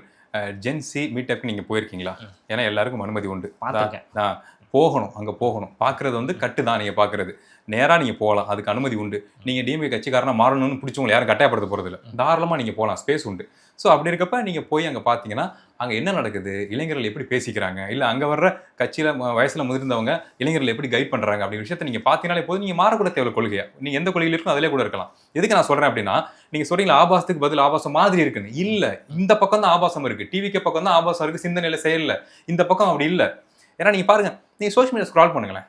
இந்த திராவிட ஐடியாலஜிக்கு வந்த இளைஞர்கள் இப்போ அதிகமாக பேச ஆரம்பிச்சிருக்காங்களே, அவங்களோட ப்ரொஃபைலை ஸ்க்ரால் பண்ணுங்கள், ஆபாசம் இருக்கான்னு பாருங்கள், யார் ஆபாசம் உள்ளே கொண்டு வரான்னு பாருங்கள், அதுக்கு பதில் ஆபாச பதில்கள் இருக்கான்னு பாருங்கள். ஸோ இந்த பக்கம் நாங்கள் ஆபாசமாக சிந்திக்கல, ஆபாசமாக நாங்கள் அதை பிளான் பண்ணலை. நாங்கள் இளைஞர்களை பார்த்து வருத்தப்படுறோம். எங்களை மாதிரி தானே நீங்களும் தமிழ்நாட்டுக்குள்ளான்னு இருந்தீங்க, திராவிட சித்தாந்தத்தில் நாங்கள் இப்படி இயங்குறோமே, அதை புரிஞ்சுக்கிட்டு நாங்கள் இவ்வளோ தொலைநோக்காக யோசிக்கிறோமே, நீங்கள் ஏன் அப்படி யோசிக்கலைங்கிற ஆதங்கத்தை நாங்கள் வெளிப்படுத்த நினைக்கிறோம். நீங்கள் ஏன் புரிஞ்சுக்கலாம் அவங்களை புரிய வைக்க நினைக்கிறோம். ஆனால் அதை அவங்களுக்கு புரிய விடாமல் அந்த என்ன சொல்கிறது, இந்த மாதிரி இன்ஃப்ளூயன்ஸை வச்சு அவங்க மூலம் ஃபாலோ பண்ண வச்சு அவங்க சிந்தனை திறனை குறைச்சி, காமத்தின் மூலமாக ஆபாசத்தின் மூலமாக குறைச்சி அவங்கள ஆபாசமாக மாற்றிக்கிட்டு இருக்காங்கன்னு நான் சொல்கிறேன். இப்போ எனக்கு டிவி இளைஞர்கள் மேலே வருத்தம், ஏக்கங்கள் இருக்கு. அவங்க இப்படி அவங்க வாழ்க்கை முடியக்கூடாதுங்க. இதை விட அவங்க ஒர்த்தான இளைஞர்களுங்க. இப்போ விஜய் அவர்கள் சட்டசபையில் பேசும்போது மார்த்தட்டி சொல்றாரு, இது வந்து மக்களுக்கான ஆட்சி, மக்களோட தயவுல தான் இந்த ஆட்சி நடக்குது அப்படின்ற மாதிரி சொல்றாங்க. அப்படி சொல்ற ஒருத்தர் வந்து இப்போ பல அமைச்சர்கள் ராஜினாமா பண்றத வந்து என்ன சொல்றாங்கன்னா, இவருக்கு வந்து ஒரு இன்செக்யூரிட்டி இருக்கு, வெளியில மட்டும் தான் அப்படி பந்தாவா பேசுறத தவிர இவருக்கு ஒரு இன்செக்யூரிட்டி இருக்கு அப்படின்ற மாதிரி சொல்றாங்க. மக்கள் ஆதரிச்ச ஒரு கட்சிக்கு ஏன் இன்செக்யூரிட்டி வரணும்னு நினைக்கிறீங்க? ஏன் அப்படின்னா, கட்சியில் இருக்க யாருமே ஒரு கொள்கை சார்ந்த ஒரு கட்சி இயங்குது அப்படின்னா, கொள்கை சார்ந்து இயங்குதுன்னா அந்த கட்சியிலேருந்து யாரும் நகர மாட்டாங்க. மீன்ஸ் மக்கள் அந்த கட்சிக்கு ஓட் பண்ணாமல் தோக்கடிச்சா கூட கொள்கை மீது நம்பிக்கை கொண்டு இந்த கொள்கையை மக்கள் புரிஞ்சுக்குவாங்கிற நம்பிக்கையோட அந்த கட்சி இயங்கும். ஆனால் இங்கே இந்த கட்சியில் என்ன கொள்கை இருக்குது, கொள்கையை பற்றி யார் இங்கே பேசுகிறா? கட்சி ஜெயிச்சிருச்சா? மேடைகளில் திமுக குறையை தாண்டி நீங்கள் எந்த கொள்கையை பேசுறீங்க? எலெக்ஷனுக்கு முன்னாடியும் பேசல, எலெக்ஷனுக்கு பின்னாடியும் பேசல. அப்போ எதை ஸ்ட்ராங்காக வச்சு அந்த கட்சி நிற்கிதுன்னா விஜய் அப்படிங்கிற பிம்பத்தை வச்சு. இப்போ நீங்கள் டேர்ம் சொல்லணும் அப்படின்னா மரியாதைக்குரிய மாண்புமிகு சி ஜோசப் விஜய் சாரோட பிம்பத்தை வச்சு தான் நிற்கிது. அப்போ உள்ள பேச்சு போகும்லங்க. வெளியில மக்கள் டிவிக்கு ஓட் பண்ண ரசிகர்கள் விசில் கொண்டாடிட்டு இருப்பான். ஆனால் உள்ள அரசியலுக்கு வந்து பண்ணிட்டு இருக்காங்கல்ல, அவங்களுக்கு தெரியும். போஸ்டர் ஓட்டின, எஃப்டிஎஃப்எஸ் பார்த்த, டிக்கெட் பிளாக்ல சேல் பண்ண, இப்போ பொறுப்புல இருக்க, அமைச்சராக இருக்க, அவங்களுக்கு தெரியும். ஓகே, நம்ம இருக்கோம், ஓகே, நம்ம கீழே இருக்க நண்பர்கள் ரொம்ப வருஷமா கட்சிக்குள்ள இருக்காங்க, நமக்கு பொறுப்பு கிடைச்சிச்சு, புதுசாக வேற கட்சியிருந்து வரவங்களுக்குலாம் ஸ்பேஸ் பயங்கரமாக கொடுக்குறாங்களே, நல்ல ஸ்பேஸ் கிடைக்குது, நமக்கான ஸ்பேஸ் இல்லைன்னு சொல்லி கட்சிக்காக உழைச்ச, விஜய் சாருக்காக உழைச்ச அவங்க யோசிப்பாங்கல்ல. அப்போ இதை விட ஃபியூச்சரில் இப்போ நீங்கள் பாருங்கள், டிஎம்கே ஓட் பேங்க் ஒன்றும் குறைஞ்சலாம் போல, 1 கோடிக்கு மேலே சாலிடாக இருக்க தான் செய்யுது. ஸோ அப்போ அந்த பக்கம் நம்பிக்கை இருக்குது. விஜய் சார் இருக்கப்போ ஓட் பண்ணல அவங்க. ஸோ அந்த கட்சி ஸ்ட்ராங்காக இருக்குங்கிறப்ப அந்த பக்கம் போகலானோ, இல்லை கட்சியிலேருந்து வேற ஒரு கட்சிக்கு தாவலானோ மைண்ட் செட் உள்ள பீப்புள் உள்ளே இருப்பாங்க. அதை அந்த கட்சியோட தலைவரால் ஈஸியாக சென்ஸ் பண்ண முடியும்னு நான் சொல்கிறேன். ஏன் அப்படின்னா, அவரால் ஹேண்டில் பண்ண முடியல கட்சியை, எதுவுமே புரியல. ஏன்னா நீங்கள் டிவிக்கே தொண்டர்கள் உங்கள் ஃப்ரெண்ட் சர்க்கிளை வச்சு நீங்கள் ஆட்சி அமைக்கலாம் நினச்சிங்க, அதுக்கான பாசிபிலிட்டிஸ் இல்லை. மக்கள் உங்களுக்கு வந்து அவ்வளோ சப்போர்ட்லாம் பண்ணல. ஸோ அப்போ துணை கட்சிகள் உங்களுக்கு தேவைப்படுது, கூட்டணி கட்சிகள் உங்களுக்கு தேவைப்படுது. அவங்க உங்களை மாதிரி, உங்கள் தொண்டர்கள் மாதிரி, நீங்கள் செட் பண்ணி வச்சிருக்க உங்கள் நண்பர்கள், அமைச்சர்களாக இருக்க நண்பர்கள் மாதிரி புத்தி கூர்மை குறைவானவங்க கிடையாது. முழுக்க அரசியல் பார்த்த நபர்கள், அரசியல் முழுசாக அவங்களுக்கு தெரியும். அவங்க உங்கள் கட்சிக்குள்ளே வர்றப்ப உங்களால் அவங்களை ஹேண்டில் பண்ண முடியாது. நீங்கள் அவங்கள வாங்க ஈஸியாக கூட்டலாம். ஆனால் அவங்க அரசியல் பண்ண ஆரம்பிக்கிறப்ப உங்களால் அது என்ன சென்ஸே பண்ண முடியாது. எந்த பீக்கில் அவங்க எந்த தொலைநோக்கில் அவங்க யோசிக்கிறாங்க அப்படிங்கிறதே உங்களுக்கு புரியாது. ஸோ அப்போ அந்த பயம் பதட்டம் வருது. இன்கேஸ் சிக்கல் வருமோங்கிற பயம் பதட்டம் அந்த கட்சியோட தலைவருக்கு உருவாயிடுச்சுன்னு நான் சொல்கிறேன். இப்போ தமிழ்நாட்டுக்கான பிரதிநிதியாக வெங்கட நாராயணன், அதாவது கேவிஎன் ப்ரொடக்ஷன் ஓனர் வந்து போட்டிருக்காங்க. இது வந்து திருமாவளவன் அவர்கள்ட்ட ஒரு கேள்வியாக பத்திரிகையாளர் கேட்கும்போது இது உட்கட்சி பிரச்சனை அப்படின்றது. ஆக்சுவலாக இது உட்கட்சி பிரச்சனையா? தமிழ்நாட்டுக்கான பிரச்சனைங்க அது. தமிழ்நாட்டோட ஆளுங்கட்சி ஒருத்தவங்க இருக்காங்கல்ல, டிவிக்குன்னு ஒரு கட்சி இருக்குல்ல, அந்த கட்சி தமிழ்நாட்டோட பிரதிநிதியை அவர் செலக்ட் பண்ணுறாங்கல்ல, அது யாருக்கான பிரச்சனை? அவர் தப்பாக பேசுகிறாருன்னா அது யாருக்கான பிரச்சனை? தமிழ்நாட்டுக்கான பிரச்சனை, தமிழ் மக்களுக்கான பிரச்சனை. அது எப்படி உட்கட்சி பிரச்சனையாக மாறும்? இப்போ இது தமிழகத்தில் தமிழ் நலன் சார்ந்த ஒரு நபரை செலக்ட் பண்ணுறாங்க அப்படின்னா யார் எது கேட்க போகிறாங்களா? யாராவது பேச போகிறோமா? அதை நோ, தப்பாக இருக்குது. ஏன் தமிழ்நாட்டில் பர்சன்ஸ் இல்லையா நாங்கள் கேட்குறோம். அப்படி நீங்கள் செலக்ட் பண்ணாலும் ஃபிலிம் சம்மந்தப்பட்ட ஒரு ப்ரொடியூஸ் பண்ணுறது தான் உங்களுக்கு தேவைப்படுறாரா? வேறு யாருமே இல்லையா உங்களுக்கு? அப்போ அது எவ்வளோ சுய லாபம் நோக்க கொண்டதாக இருக்குது. ஸோ அப்போ அதை குறையாக நம்ம எடுத்து வைக்கிறப்ப நியாயப்படி பதில் சொன்னால் நல்லாயிருக்கும்னு எங்களுக்கு தோணுது. ஏன்னா அந்த கட்சியில் இருக்க கம்யூனிஸ்ட் தலைவர்களுக்கோ இல்லை விசிக அண்ணன் மீதோ அலாதி பிரியம், அன்பு, நம்பிக்கை எங்களுக்குமே இருக்குது. ஆனால் இந்த மாதிரி விஷயங்கள் அவங்க பேசுகிறப்ப அவங்க மீதான என்ன சொல்கிறது, அந்த நம்பிக்கைத்தன்மை குறைய ஆரம்பிக்குதுன்னு நான் சொல்கிறேன். ஏன்னா அண்ணனால் சொல்ல முடியாத பதில் கிடையாது, அவருக்கு இல்லாத அரசியல் அறிவு கிடையாது. ஸோ அப்போ இது கண்டனத்துக்குரியது, இல்லை வருத்தத்தை கொடுக்குது, இல்லை தமிழ் மக்களுக்கு ஒரு ஏமாற்றத்தை கொடுக்குதுன்னு சொல்கிறதுல அண்ணனுக்கு என்ன சிக்கல் எனக்கு புரியல. இது உட்கட்சி அப்படிங்கிறப்ப அவர் பேசுகிற அரசியல்படி அது அவர் கரெக்டாக இருக்கலாம். ஆனால் அவரை நாங்கள் ரசித்து கொண்டாடி இருக்கோம்ல, எப்போவுமே யாருமே ரைஸ் ஆகாத பீரியடில் நின்று பேசின தலைவர் அவர். ஸோ அப்போ அவருக்கான இடம் அங்கீகாரம் கிடைக்குது அப்படிங்கிறப்ப என்னையோ சந்தோஷம் தான். ஆனால் அந்த வேல்யூ விட்டு கொடுக்காம பேசினா நல்லா இருக்கும்னு தோணுது. இந்த வார்த்தைகள் அண்ணனை ஃபாலோ பண்ண நபர்களால் ஏற்றுக்கவே முடியல. இப்போ வைகோ போல திருமாவர்களும் திமுகலேருந்து வெளியே வர போகிறாங்கன்ற மாதிரி ஒரு நியூஸ் ஒன்று வந்துட்டு இருக்கு. அது நடக்கிறது வாய்ப்பு இருக்கா? இப்படியே போச்சுன்னா நடந்துரும். இப்படியே போயிட்டு இருக்கு. விஷயங்கள் வந்து ஸ்ட்ராங்காக இல்லை, முழங்குறாருன்னு சொல்லுவாங்க. திருமாவளவன் வந்து பேச மாட்டார், முழங்குவாருமாங்க. ஏன்னா அவர் முழங்குவார், பேச மாட்டார். ஆனால் இங்கே முழக்கம் குறைஞ்சிருச்சு. ஏன்னா எப்போ முழங்க முடியும்னா வேட்கை, வெல்லணுங்கிற வேட்கை இருக்கணும், எனக்கு இடம் வேணும் அப்படிங்கிற வேட்கை இருக்கணும், ஏன் சமுதாயத்தை ஒடுக்கிறீங்கிற அந்த வேட்கை இருக்கணும். ஒரு கொள்கையை சார்ந்து ஸ்ட்ராங்கான கொள்கையை சார்ந்துங்கிறப்ப இந்த கொள்கை மூலமாக நமக்கான இடத்தை அடைஞ்சிட முடியுங்கிற ஒரு ஸ்பேஸ் இருக்கப்ப, விஷன் இருக்கப்ப உங்களால் முழங்க முடியும். டிவிக்கில் நீங்கள் என்னத்தை முழங்குவீங்க? ஸோ அப்போ அதான் நடக்கும். ஏன் முழங்க முடியாதா? கூட்டணிக்கான எல்லாம் அமைச்சரெல்லாம் கொடுத்துருக்காங்களே. சரி, வர மேடைகளில் அண்ணன் பழைய மாதிரி ஸ்ட்ராங்காக போல்டாக பேசுகிறாரான்னு பார்ப்போம். மதிப்பு மரியாதையும் எப்பவுமே இருக்குது. நான் சொல்கிறது, அண்ணன் அந்த கட்சிக்குள்ளே போனால் உங்கள் மீதான சுய மதிப்பீடே உங்களுக்கு குறைஞ்சிருங்க. நீங்கள் போனாலும் உங்களுக்கு குறையுங்க, தம்பி போனால் அவருக்கும் குறையுங்க. போகிறப்ப போயிடலாங்க, ஸ்பேஸ் உண்டு, எல்லாருக்கும் உண்டு. இப்போ நான் போனாலும் அங்கே ஸ்பேஸ் உண்டு, நல்ல இடம் கொடுப்பாங்க. பொறுப்பு கிடையாது, நான் சொல்கிறது அரசு பொறுப்பு கிடையாது. அந்த பொதுச் செயலாளர், துணை பொதுச் செயலாளர், அது இது நிறைய இருக்குல்ல, அதில் ஒரு பொறுப்பு கிடைச்சிரும். நமக்கு கீழே பசங்க இருப்பாங்க, ஸ்டார்டிங் நல்லா இருக்கும். ஆனால் ரன் பண்ணுறப்ப என்ன இதுன்னு ஒன்று தோணும்ல, எங்கே வந்து நம்ம இருக்கோம், என்ன பண்ணிட்டு இருக்கோம், தப்பாக இருக்குது. அந்த தப்புக்கு சப்போர்ட் பண்ணுறது எவ்வளோ பெரிய கூட்டமும் இருக்குது. இந்த ப்ராசஸே தப்பாக இருக்கு, உள்ள ஈஸியாக வந்துட்டோம், ஆனால் வந்த இடம் தப்போ அப்படிங்கிற டவுட் வரும். அப்போ உங்கள் மீதான சுய மதிப்பீடே உங்களுக்கே குறையும். ஸோ அந்த குழப்பத்தில் தான் அண்ணன் இருக்காருன்னு நான் நினைக்கிறேன். அப்போ உங்களால் முழங்க முடியாது. அமைச்சர் நிர்மல்குமார் அவர்கள் இந்த கேள்வியை அவங்கள்ட்ட கேட்கும்போது, எங்களோட கஷ்ட காலத்தில் அவர் கூட இருந்தார், அதனால தான் அது ஒரு அன்பளிப்பாக அந்த பதவி கொடுத்தோன்ற மாதிரி சொல்கிறாங்க. இந்த பதில் கரெக்டான பதில்? எந்த அமைச்சர், எந்த பதவி? சிடிஆர் நிர்மல்குமார் வந்து தமிழகத்துக்கு வெங்கட நாராயணன் இருக்காரு, அவருக்கான கொடுக்கப்பட்ட பதவி வந்து எங்களோட கஷ்ட காலத்துல அவர் கூட இருந்தார், அதனால நாங்க கொடுத்தோம்னு சொல்றாங்க. யாரோட கஷ்ட காலத்துல யார் கூட இருந்தது? தமிழ்நாட்டை நீங்க வந்து அடகு வைப்பீங்களா? ஜனநாயகன் படம் ரிலீஸ் ஆகாம கஷ்டகாலமா இருந்துச்சுல்ல அப்போ. ஓகே, பாருங்க, நக்கல் பண்றீங்க நீங்களே. சிரிச்சா என்னதான் திட்டுவானுங்க பாருங்க. எவ்வளவு சுயலாபம் கொண்ட சுயநோக்கம் கொண்டதா இருக்கு பாருங்க. இது எனக்கு அடிப்படையில் ஒரு கேள்வி இருக்குங்க. உங்களுக்கு சென்ஸ் இருக்குல்ல, மக்கள் ஒருத்தவங்க இருக்காங்கல்ல, ஓட் பண்றாங்க பண்ணல, தமிழகத்தின் நலனுக்காக உழைக்கக்கூடிய போராடக்கூடிய நல்லுள்ளங்கள் தமிழ்நாட்டில் இல்லையா? அது உங்களுக்கு தெரியலையா? நீங்க அதுக்கு பிக் பண்றதுனா கூட உங்களுக்கு சப்போர்ட் பண்ற பர்சன் தான் நீங்க பிக் பண்ணுவீங்களா?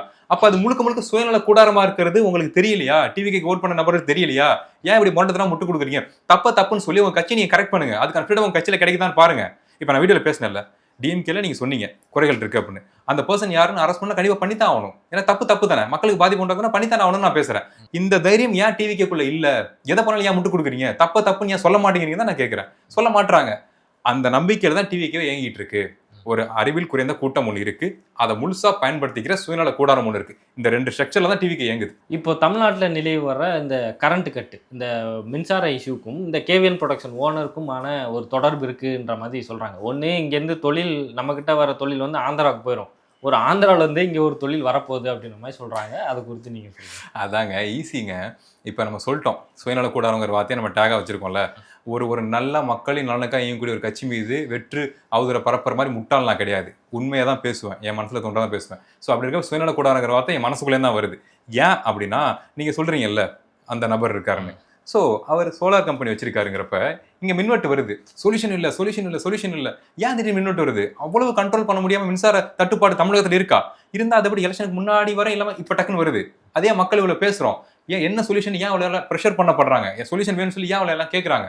சொல்யூஷன் இருக்குது, அந்த பக்கம் இருக்குது. அவர் சோலார் கம்பெனியோட வர போகிறாரு, டைப் வைக்க போகிறாங்க, கவர்மெண்டோட ஜாயிண்ட் அடிச்சு அந்த விஷயங்களை வந்து எக்ஸிக்யூட் பண்ண போகிறாங்க. நீங்கள் பாருங்கள், மெஜாரிட்டி நீங்கள் நல்லா கவனிச்சு பாருங்கள். அந்த தனியார் மயங்கிற ஒரு வார்த்தை போடுவாங்க லைட்டாக ஒவ்வொரு துறையிலையும். எதிர்ப்பு பயங்கரமாக இருப்போம், டக்குன்னு ஆஃப் அடிச்சிருவாங்க. நம்ம அதை எதிர்க்கலை அப்படின்னா ஈஸியாக தனியார் மயமாக பார்ப்பாங்க. ஏன்னா அதில் தான் ப்ராஃபிட் இருக்குது, தனியார் மயத்தில் தான் ப்ராஃபிட் இருக்குது, டைப் வைக்க முடியும். அது லாங் டேர்ம் கோலுங்க. எந்த கட்சியிலையுமே அந்த கட்சிக்குள்ள இருக்க நபர் தனியார் மயப்படுத்துறதை விரும்ப மாட்டாங்க. ஏன்னா அரசு கொடுக்குற கம்ஃபர்ட் தனியார் கொடுக்காது, வச்சு டைட் பண்ணிடுவான், மக்களை கஷ்டப்படுத்திடுவான், சீரியஸ்லி கஷ்டப்படுத்துவான். ஸோ அப்போ அரசு மக்களை எப்படினாலும் இந்த நாட்டு மக்கள் பாவங்க கொஞ்சம் கம்ஃபர்ட்டாக பார்த்துக்கணும்னு நினைக்கும். ஆனால் இந்த கட்சியில் தனியார் மயப்படுத்துறதுக்கு எல்லாருமே ரெடியாக இருக்காங்க. அது சின்ன ப்ராசஸ். நீங்கள் யோசிச்சு பாருங்க, இது வரைக்குமே தூய்மை பணியாளர்களுக்கான இடம் இருக்குல்ல, அதை தனியாருக்கு மாற்ற போகிறோம் அப்படின்னு சொன்னாங்க. அதற்கு டிவிக்குலேருந்து யாராவது ஒருத்தவங்க எதிர்ப்பு தெரிவிச்சாங்களா? பசங்க யாராச்சும் இல்லை. ஏன்னா அவங்களுக்கு அதை பற்றி சிந்தனையே கிடையாது. ஸோ எது பண்ணாலும் சப்போர்ட் பண்ணுற டீம் இருக்க வரைக்கும் அவங்க அந்த தனியார் மயப்படுத்துதலை இனிஷியேட் பண்ணால் பார்ப்பாங்க. நம்ம திராவிடம் கொண்ட நபர்களாக இருக்கட்டும், இல்லை மாற்றுக் கட்சிக்காரங்களாகட்டும், எதிர்ப்பு தெரிவிக்கிறப்போ பார்க்குறாங்க, ஓகே இது ரொம்ப டீப்பாக அவங்க வாட்ச் பண்ணுறாங்க, இதோட கோர் என்ன, யார் இதில் வேலை பார்க்குறவங்க ஸ்கேன் பண்ணுறாங்கிறப்ப பேக் அடிச்சிடறாங்க. ஸோ அப்படி இருக்கப்ப இப்போ நீங்கள் சொன்னீங்க நபர் இருக்காருல்ல, எக்ஸாக்ட் நேம் நேம் கூட நமக்கு தெரியாது, ப்ராப்பராக வர மாட்டேங்குது. Venkata Narayanan. So S, our company வச்சிருக்காங்கிறப்ப அதான் பிளானாக இருக்குது. நம்ம அதை கண்டுபிடிச்சிருக்கோம், அதை நம்ம சொல்கிறோம். அது நடக்காது. இப்போ இதுல இருந்து ஒரு கேள்வி எனக்கு என்ன வருது அப்படின்னா, இப்போ ஜனநாயகன் படம் வந்து அதுவா ரிலீஸ் ஆகல, ஏதோ ரிலீஸ் செய்யப்பட்டிருக்கு. ஏன்னா இவருக்கு பொறுப்பு கொடுத்துட்டாங்க அப்படின்னு ஒரு பேச்சு அடிபடும் போதே அந்த எடிட்டர் இருக்கார்ல, அவருக்கு பனிஷ்மெண்ட் பண்ணியிருந்தாங்களா, அந்த பனிஷ்மெண்ட் வந்து வாபஸ் வாங்குறாங்க. இப்போ எல்லாமே ஒரு மாதிரி ஒரு கோர்வையில் வருது இல்லை? அதான் சொல்றேங்க. என்ன விஷயம்னா, இதெல்லாம் பண்ணலாமா வேணாமான்னு யோசிச்சுட்டு இருந்த ஐடியால இருந்திருக்காங்க. பார்த்தா இவ்வளவு பெரிய கூட்டம் ஒன்று சப்போர்ட் பண்ணி ஓட் பண்ணிருச்சு. ஏய் எப்பா என்னடா இப்படி நம்புறீங்க எங்களை, இவங்களை வச்சு எவ்வளவு சம்பாதிக்கலாம் தெரியுமா அப்படின்ட்டு நம்ம எக்ஸிக்யூட் பண்ண மீன்ஸ் பிளான் போட்டு எல்லா பிளானையும் எக்ஸிக்யூட் பண்ணுங்கடா, ஜாலிடா இவங்க இருக்காங்க நமக்கு அப்படின்னு சொல்லி ஃபுல் கான்ஃபிடென்ட் மோட்ல இயங்கிட்டு இருக்காங்க. ஈவன் அவங்களுக்கு ஒரு சோஷியல் மீடியா மாஃபியா ஒன்று இயங்கிட்டு இருக்குல்ல, அது கொடுக்குற இன்புட்டை இவங்க கரெக்டாக ஃபாலோ பண்றாங்களான்னு ஒரு டெஸ்ட் வச்சாங்க. அதுக்கு ஃபுல்லா சரண்டர் இந்த கேங்கு. ஏய் எத்தனை வாட்ஸ்அப் குரூப்பாக இருக்கட்டும், இல்லை எத்தனை ஃபேக் இன்ஸ்டா ப்ரொஃபைலாக இருக்கட்டும், எதை சொன்னாலும் செய்கிறாங்கடா அவனுங்க. என்ன சொல்றது, கொஞ்சம் கூட யோசிக்காமல் செய்கிறாங்க அவனுங்க. இவங்களை வச்சு நம்ம நிறையா பண்ணலாம், தமிழ்நாட்டை பிடிச்சி வச்சுக்கலாம், மாட்டிக்கிட்டானுங்க அவனுங்க. இவங்களை வச்சு நம்ம சம்பாதிக்கலாங்கிற மூலம் தான் எங்கிட்டு இருக்காங்க. இது மாறுறதும் கொஞ்சம் கஷ்டம் தாங்க. இப்போ கடைசி சூப்பர்மேன் படம் வச்சுங்க, டிசியில் ஜேம்ஸ் கன் டைரக்ட் பண்ணது. அதில் ஒரு சின்ன சீக்வன்ஸ் வரும், மங்கி சீக்வன்ஸ் ஒன்று வரும். அதை நீங்கள் முடிஞ்சா பாருங்க. அதில் ஏன் சொல்றேன்னு இப்போ உங்களுக்கு புரியும். பார்த்துட்டேன். ஜஸ்ட் அவ்வளோதான் விஷயம். அதான் விஷயம். இப்போ இந்த அமைச்சர் அவர்கள் வந்து மாத்திரை சர்ச்சையில் மாட்டியிருக்காருல, அவரை வந்து பதவி நீக்கம் செய்ய போறதா ஒரு செய்தி வருது. ஆனால் அது உண்மையான்னு தெரியல. ஒருவேளை பதவி நீக்கம் செய்யப்பட்டா இந்த போராட்டங்களை நீங்க வாபஸ் வாங்கிடுவீங்களா? ஆமா, தப்புன்னு ஒத்துக்கிட்டா நல்ல விஷயம் அது. Wow super. அதுவுமே நீங்க போராட்டம் பண்ணி தான் கொடுக்குறீங்க. தப்புன்னு தமிழ்நாட்டுக்கே தெரியும், உலகத்துக்கே தெரியும். நான் ஃபர்ஸ்டே சொல்லிட்டேன். ரொம்ப பேசிக்காக ஒன்று சொல்லுவாங்க, இயல்பான்னு சொல்லுவாங்க. இப்போ நான் உங்கள்கிட்ட பேசிட்டு இருக்கேன்ல, இது வந்து இப்போ வீடியோ அப்லோட் பண்ணுறீங்க நீங்கள். நான் வந்து என்னோட இன்ஸ்டாவில் வந்து ஒரு வீடியோ போடுறேன். நான் வந்து சும்மா அவரோட கேஷுவலாக பேசிட்டு இருந்தேன். சும்மா போயிட்டு கீழே டீ குடிக்கலான்னு வந்தேன். பார்த்தாரு, சும்மா போய் உட்காந்து டயர்டாக இருந்துச்சு எனக்கு. அப்படியே பேசிட்டு இருந்தேன். பார்த்தா ரெக்கார்ட் பண்ணி அப்லோட் பண்ணிட்டாங்க. நான் இதை பிளான் பண்ணவே இல்லை. இந்த இன்டர்வியூ எனக்கு நான் பேசலை, அது இன்டர்வியூவே கிடையாது அப்படின்னு நான் சொன்னால் எவ்வளோ கோமாளித்தனமாக இருக்கும். நடந்தது என்ன, இப்போ என்ன நடந்துகிட்டு இருக்கு, இன்டர்வியூ தான் நடந்துகிட்டு இருக்கு, நீங்கள் ரெக்கார்ட் தான் பண்ணுறீங்க, நான் பேசிட்டு தான் இருக்கேன். இது இல்லைன்னு சொன்னால் எவ்வளோ அபத்தமாக இருக்குது. அதுதான் அதுவும். மொபைல் இருக்குங்க, இப்போ நான் வச்சுட்டு எடுக்கிறேன், பாக்கெட்டில் வச்சுட்டு எடுக்கிறேன், கவர் இல்லை, ஸ்க்ராட்ச் கார்டு தான் ஒட்டிருக்கேன். தூசி தெரியுதா? இங்கே ஸ்டுடியோக்குள்ளே ஸ்டேடியத்தில் எவ்வளோ தூசி இருக்கும், பேண்ட்டுக்குள்ள எவ்வளோ வேர்வை இருக்கும். குழந்தைங்க ஹைஜினிக். நீங்கள் சொல்கிற கணக்கு பார்த்தா குழந்தை 6 மாதம் குழந்தை. அது 6 மாதம் குழந்தை முதல்ல அந்த க்ரௌடுக்குள்ள தூக்கிட்டே போகக்கூடாது. தூக்கிட்டு போயிட்டு மருந்து கொடுக்க சொன்னாங்களாம். குழந்தைக்கா 8 மாதம் 1 வருஷம் உள்ள குழந்தைக்கு நீங்கள் வந்து மருந்து எந்த டாக்டர் கொடுக்க சொல்கிறாரு? பவுடர் மீன்ஸ் மாத்திரை. இதை பேராசிட்டமால் தான் கொடுக்கணும். நான் குழந்தை வளர்த்தது இல்லையா, பேராசிட்டமால் தான் கொடுக்கணும். ஹைஜினிக் நான் சொல்கிறேன். எவ்வளோ ஹைஜினிக்காக இருக்குன்னு தெரியுமா? கையை 2 தடவை கழிட்டு பேராசிட்டலுமே டிராப்ஸ் தான், டிராப்ஸ் இல்லையா, மாத்திரை வந்து கொடுக்க சொன்னாங்களா? எவ்வளோ அபத்தமாக இருக்குது பாருங்கிறேன். அதை முதல்ல கார்டு, ஏடிஎம் கார்டை வச்சு முதல்ல மாத்திரையை உடைக்க முடியுமா? அந்த கார்டு எவ்வளோ அன்ஹைஜினிக்காக இருக்கும். அது எங்கள் பர்சுக்குள்ள வச்சிருப்பீங்க. எவ்வளோ மோசமான பாக்டீரியா அதுக்குள்ள இருக்கும். இதில் எவ்வளோ டஸ்ட் இருக்குது. இதை வச்சு நீங்கள் நசுக்கி தக் லைஃப் ஒரு அதான் தக் லைஃப் போல. இவ்வளவு அன்ஹைஜினிக்காக இருக்க விஷயத்தை நான் குழந்தை கொடுக்குறேன் பார்த்தியா, அவங்க பேண்டாபில் சொல்கிறேன், அதான் தக் லைஃப் போல. இதை கூட நான் குழந்தைக்கு வாயில கொடுப்பேன்டா, அதான் தக் லைஃப் போல. ஸோ எதுவுமே பாசிபிள் இல்லாத ஒரு விஷயத்த நசுக்கி, அதுவும் என்ன சொல்கிறது, ஃபைன் க்ரஷ்னு ஒன்று சொல்லுவாங்கல்ல, என்ன சொல்கிறது, சல்லியாக பொடியாக்குதல். புரியுதுல? குழந்தைக்கு நீங்கள் பொடியை வாயில போட போறீங்க, தண்ணியில் கரைசாலும் கொடுக்க போறீங்க. அப்போ நீங்கள் மாத்திரை போடல நசிங்கிருமேங்க அது. ஸோ அழகாக டியூனாக பண்ணி எடுத்து, ஸோ எஸ் இதை வந்து அவங்க உண்மைங்கிறாங்க, இதைத்தான் நம்பணுங்கிறாங்க. ஸோ பார்க்குற மக்களுக்கு தெரியும், அறிவுள்ள மூளைன்னு ஒன்று இயற்கை கொடுத்துருக்குல்ல, அதையோ சிந்தனை திறன் ஒன்று நம்ம உருவாக்கி வச்சிருக்கோம்ல, அறிவுன்னு ஒன்று இருக்குல்ல, 6ஆம் அறிவுன்னு ஒன்று இருக்குல்ல. ஸோ அதை யோசிக்கிற நபர்களுக்கு தெரியும் இது மிக தவறான ஒரு விஷயம் அப்படின்னு. இதுக்கு அவங்க சப்போர்ட் பண்ண மாட்டாங்க, தப்புன்னு சொல்லுவாங்க. என்ன ஒரு வருத்தமான விஷயம் அப்படின்னா, சொல்லிக்கிறாங்க இது வந்து அவர் அமைச்சர் அந்த லைஃப் அமைய போகிறதுக்கு முன்னாடி நடந்த ஒரு விஷயம், கேஷுவலாக நடந்திருக்கு எப்போ. ஸோ அதை விரும்பாத ஒரு நபர், விரும்பத்தகாத ஒரு நபர் கூட இருக்க யாரோ ஒருத்தவங்க லீக் பண்ணாதான் சொல்லுவாங்க. ஏன்னா க்ளோஸ் ஃப்ரெண்ட் சர்க்கிள் இருந்த ஒரு விஷயம் அது.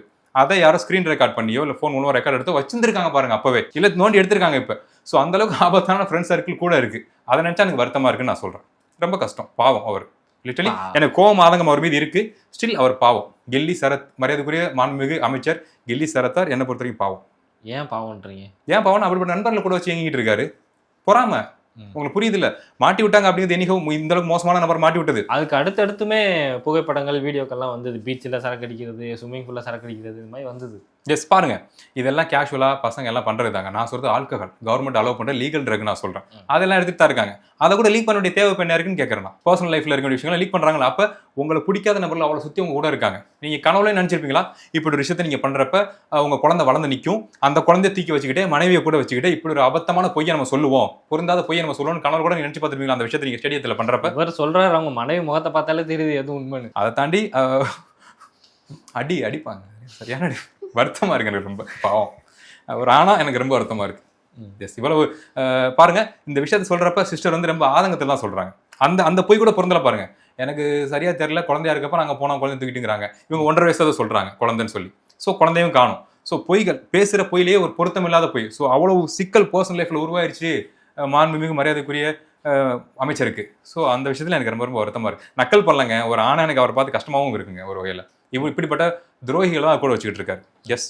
இறுதியாக ஒரு கேள்வி, நான் மாற்று கருத்து இருக்க எல்லாத்தையுமே கேட்குற கேள்விதான். ஒரு கூட்டம் வந்து இப்படி ஒன்று கரப்டடாக இருக்கு, 1,75,00,000 மக்கள் வந்து கரப்டடாக இருக்காங்க. இந்த மக்களை உங்களால் மாற்ற முடியாது. ஆக்சுவலாக மக்கள் கரப்டட்னா அது மொத்தமாகவே கரப்டட் தான். அப்படி இருந்தும் எந்த நம்பிக்கையில் நீங்கள் போராடுறீங்க? மாற்று திருப்பி வேற ஒரு ஆட்சி வந்துடும் அப்படின்ற எதை வச்சு நம்பி? சிம்பிளுங்க, வார்த்தையிலேயே வாழ்க்கையை அழகாக மாற்றிக்கலாம். நான் பிலாசபி பேசுகிறேன், எவ்வளோ பேசுகிறேன் உங்களுக்கு தெரியும். அந்த டைமில் நான் போகிறது கிடையாது. இப்போ நீங்கள் சொல்கிறீங்களா கரப்டட்னு, ஆக்சுவலாக கரப்டட் இல்லை. மாற்றத்தை தேடிய மக்கள், அதுலேயும் மெஜாரிட்டி மக்கள் கிடையாது. ஓட் பண்ணதில் மெஜாரிட்டி டிவிக்கே தொண்டர்கள் கிடையாது, டிவிக்கே ஃபேன்ஸ். அவங்க கட்சி ஆரம்பிச்சாலும் சரி, கட்சி ஆரம்பிக்கிறாலும் சரி, அவங்க விஜய் சாருக்கு ஃபேன் தான். ஸோ அவங்க ஓட் பண்ணியிருக்காங்க ஒரு செட் ஆஃப் பீப்புள். ஆனால் மக்கள் நீங்கள் ஒரு டேபிளில் கொண்டு வரீங்கல்ல, மக்கள் மாற்றத்துக்காக ஒரு ஆப்ஷன் அவங்க எடுத்தாங்க. அந்த ஆப்ஷன் அவங்க பார்த்துட்டாங்க, இதை டிக் பண்ணி பார்த்தாங்க, ரொம்ப தப்பாக இருக்குது இந்த டிக், நோ அப்படின்னு அவங்க அடுத்த எலெக்ஷனுக்காக வெயிட் பண்ணிட்டு இருக்காங்க. ஸ்டில் இன்னுமே லீஸ்டாகவும் பார்த்துட்டு இருக்காங்க, உண்மையாக இருக்காங்களா, நல்லது பண்ணுறாங்கன்னு சொல்லி பார்க்குறாங்க. அதுக்கான பாசிபிலிட்டிஸ் இல்லை. நீங்கள் சொல்கிற மாதிரி 1,75,00,000 மக்கள் ஓட் பண்ணல, டிவிக்கே தொண்டர்கள், டிவிக்கு ரசிகர்கள் ஓட் பண்ணாங்க. மக்கள் ஒரு பர்சன்டேஜ் மாற்றத்துக்கான ஆப்ஷனாக கொடுத்தாங்க. அந்த ஆப்ஷன் இவங்க எடுக்கலை, இவங்களுக்கு புரியல, ஹேண்டில் பண்ண தெரியல, தப்பாக இருக்காங்க, தப்பை சரி சரின்னு சொல்லிக்கிட்டே இருக்காங்க. ஸோ அப்படி இருக்கப்ப அந்த மக்கள் மாற போகிறாங்க. அந்த நம்பிக்கை முழுசாக எனக்கு இருக்குது. அதை நான் கண் கூட பார்த்துட்டு இருக்கேன். நான் சென்ஸ் பண்ணுவேங்க, கொஞ்சம் கொஞ்சம் சென்ஸ் பண்ணுவேங்க, கண் கூட நான் அதை பார்க்குறேங்க. மக்கள் மத்தியில் மக்கள் ப்ளஷராக இல்லை, சந்தோஷமாக இல்லை, ப்ரெஷர்டாக இருக்காங்க. இந்த ஆட்சியில் பயமாக இருக்குது அவங்களுக்கு வாழ்கிறதுக்கு. ஏன்னா பெண்களுக்கு எதிரான குற்றங்கள் அதிகரிச்சிட்டு இருக்கு. பொதுவாக சோஷியல் மீடியாவில் ஒருத்தன் தப்பாகவே பேசிக்கிட்டு இருக்கான், தப்பாகவே கவுண்ட் பண்ணிட்டு இருக்கான். கவுண்ட் பண்ணிட்டு வந்து அப்புறம் புனிதமானவனா மாறிடுவானா சொசைட்டியில் வர்றப்ப? நான் ரொம்ப நல்லவன், அன்பான வார்த்தைகள் பேசுவானா? இங்கே நீ எவ்வளோ வக்கரமாக பேசுறியோ அதே வக்கரம் தான் உனக்கு டீ கடையில் பெண்களை பார்த்தாலும் தோணும். இங்கே ஒஸ்ட் ஆஃப் தி ஒஸ்ட்டாக நீ பெண்கள் உறுப்பையும் நடத்தையும் பற்றி பேசிட்டு பெண்களை எடுத்து கும்பிடுவேன் நீ ரோட்டில் உங்கள் வீட்டில். அதே மைண்ட் செட் தான் நீ வருவ, அதே வைப்போட நீ வருவ. ஸோ அந்த வைப் சொசைட்டியில் பாதுகாப்பான உணர்வை, அமைதியான உணர்வை உருவாக்காது. அதை நம்மளால் முழுசாக ஃபீல் பண்ண முடியுது. இதை மக்களும் ஃபீல் பண்ணுறாங்க. மக்களுக்கு இவ்வளோ ப்ரெஷர், பாலியல் தொடர்பான ப்ரெஷர் போன ஆட்சியில் இவ்வளவு ப்ரெஷர் இல்லை. 24/7 எல்லாருமே அந்த சிந்தனையில் இருக்காங்க. நான் சொல்கிறது எப்படின்னா, திட்டுற பசங்களை சொல்கிறேன். தப்பான பெண் உறுப்பையும் பெண் நடத்தையும் பற்றி பேசிக்கிட்டு இருக்க பசங்க தான் சொசைட்டியில் திரியாங்க 1 கோடிக்கு மேலே ஒரு கட்சிக்கு சப்போர்ட் பண்ணிக்கிட்டு. ஸோ அவனுக்கு கொடுக்குற வைப் பெண்களுக்கு எப்படி பாதுகாப்பு உணர்வை கொடுக்கும்? சோசியல் மீடியாவை திறந்தாலே அடிச்சுக்கிறானுங்க, நம்மளை பற்றி தப்பாக பேசுகிறாங்கன்னு சொல்லி ஒரு பயம் பதட்டத்தை உண்டாக்காது. ஸோ அந்த சொசைட்டிக்குள்ள நம்ம இருக்கனால பெண்களும் மாற்றத்தை விரும்புகிறாங்க. நான் சொன்ன டிவிக்கு ஓட் பண்ண பெண்கள் நான் சொல்கிறேன், அவங்க பேசலை, அவங்க இப்போ வரையும் பேசலை. சில பேர் வந்து அந்த ரொட்டேஷனுக்காக காசு வாங்கிட்டு ஒரு இன்ஸ்டாகிராம் ஃபாலோவர்ஸ் ஏற்றுறதுக்காக பேசிட்டு இருக்காங்க. அவங்களாம் கணக்கிலே கிடையாது, அவங்கள நெக்லெக்ட் பண்ணுங்க. பேசாமல் ஓட் பண்ண பெண்கள் இருக்காங்கல்ல, அவங்கெல்லாம் ஃபீல் பண்ணுறாங்க, அவங்க மாற்றி ஓட் பண்ண போகிறாங்க. அவங்களுக்கு இந்த ஆட்சி மீது நம்பிக்கை இல்லை. மக்கள் ஒரு சின்ன ஒரு மாற்றத்தை எதிர்பார்த்தாங்களா, ஆப்ஷன் எடுத்தாங்களா, அவங்களும் வந்து மாற்றத்தை எதிர்பார்க்குறாங்க. ஈவன் காவல்துறை நண்பர்களும் சரி, ஐடியில் இருக்க நண்பர்களும் சரி, மாற்றத்துக்காக ஒரு சின்ன ஆப்ஷன் பார்த்துருக்காங்க. அவங்களும் இதை கண்கூட பார்த்துட்டாங்க. காவல்துறை நண்பர்கள், அண்ணங்க, என்னோட அண்ணன் எல்லாருமே இன்னைக்கு அரெஸ்ட் பண்ணி வேனில் ஏற்றுறாங்களே, ஏற்றுறப்ப அவங்களுக்கு தெரியும்ல, நான் வந்து போலீஸ் ஆக போகிறேன் அப்படின்னு ஒரு மனுஷன், நான் ட்ரைனிங் போயிருக்கேன், அப்புறம் இது கஷ்டம் அப்படின்னு வெளில வந்துட்டேன், என் டைப்புக்கு அது ஆகாதுன்ட்டு ஏன் சொல்கிறேன் அப்படின்னா, அந்த மோடுக்கு மாறினாலே நம்மளால் நல்லா கெட்டவனை சென்ஸ் பண்ணிட முடியும். நான் சொல்கிறது, வேலைக்கு போகிறதுக்கு முன்னாடியே நான் வந்து சர்வ் பண்ண போகிறேன், நான் போலீஸ் ஆக போகிறேன், சொசைட்டியில் பாதுகாப்புக்கு நான் போகிறேன், இந்த மக்களை பாதுகாக்க நான் போகிறேங்கிற தாட் ப்ராசஸ் நீ வந்து பாருங்க, உங்களுக்கு நல்லவன் கெட்டவன் தெரிய ஆரம்பிச்சிருவான் அந்த தாட்டுக்கு வந்தாலே. ஸோ அப்போ அதுக்காக நீங்கள் படித்து ட்ரெயின் பண்ணி நீங்கள் பதவிக்கு போகிறீங்க அப்படின்னா எவ்வளோ ஷார்ப்பாக இருப்பீங்க, நல்லது கெட்டது உங்களுக்கு தெரியும்ல. ஸோ அப்போ இன்னைக்கு வேனில் ஏற்றுறப்ப நான் சொல்கிறேன், இதெல்லாம் இவங்கெல்லாம் ஏறுறவங்களாம் யாரு, இவங்க பண்ற போராட்டம் எதுக்காக, தப்பு பண்ணது யாரு, ஆனா நம்ம என்ன வேலை பண்ணிக்கிட்டு இருக்கோம் அப்படிங்கிறது காவல்துறை தெரியுது இல்ல. ஏன்னா அதுல இருக்கும் செட் ஆஃப் பீப்புள் ஓட் பண்ணாலும் சொல்றாங்க. ஸோ அவங்களுக்கு சென்ஸ் ஆகாது. ஒரு தப்பை பண்ணிட்டு அதுக்கு எதிராக போடுற நியாயமானவங்களை அரசு பண்ண சொல்றீங்களே எங்களையே, அப்படிங்கிற ஆதம் காவல்துறைக்கு இருக்காது, அதில் இருக்க நபர்களுக்கு இருக்காது, ஓட் பண்ணவங்களுக்கு. ஸோ நீங்க சொன்னீங்களா மாற்றம் சொல்லி 1,75,00,000, அதுல மாற்றத்தை தரக்கூடிய, மாற்றத்தை நம்பின மக்கள் இவ்வளவு பேர் இருக்காங்க. ஸோ அவங்க ஃபுல்லா மாற போறாங்கன்னு நான் சொல்றேன். அதனால அந்த நம்பிக்கை தான் எங்களுக்கு. மற்றபடி அந்த ரசிக மனப்பான்மை கொண்ட கூட்டம் இருக்குல்ல, அதோட வாழ்க்கை அவ்வளவுதான், முடிஞ்சு. கேள்விக்கும் பதிலுக்கும் ரொம்ப நன்றி. நன்றி.